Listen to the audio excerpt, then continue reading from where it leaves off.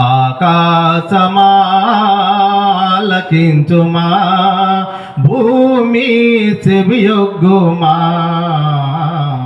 ఆకాశమా ఆలకించుమా, భూమి చెవియొగ్గుమా.